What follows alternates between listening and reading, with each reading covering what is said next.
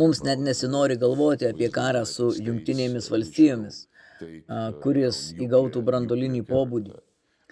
Mūsų karinėje doktrinoje teigiama, kad svarbiausia yra išvengti branduolinio karo.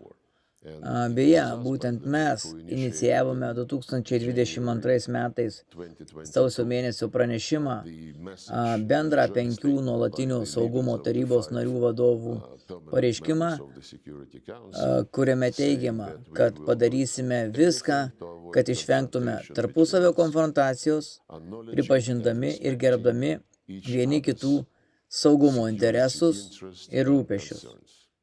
Tai buvo mūsų iniciatyva. O Rusijos saugumo interesai buvo visiškai ignoruojami, kai maždaug tuo pat metu buvo atmestas pasiūlymas sudaryti sutartį dėl saugumo garantijų Rusijai ir Ukrainai. Tame kontekste ir Ukrainos sambūvis ir kontekste, kad Ukraina niekada nebūtų NATO ar kokio nors kito karinio bloko narė.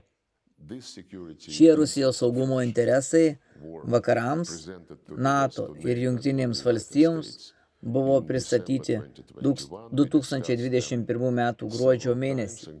Juos nekartą aptarėm, įskaitant mano susitikimą su Antony Blinkenu Ženevoje 2022 metų sausio mėnesį. Ir tai buvo atmesta. Taigi, tikrai norėtume išvengti bet kokių nesusipratimų. Tačiau žmonėms, kai kuriems žmonėms Vašingtone ir kai kuriems žmonėms Londone, Briuselyje, atrodo nelabai pajėgu suprasti. Todėl mes pasiūsime papildomų pranešimų, jei jie nepadarys reikiamų išvadų.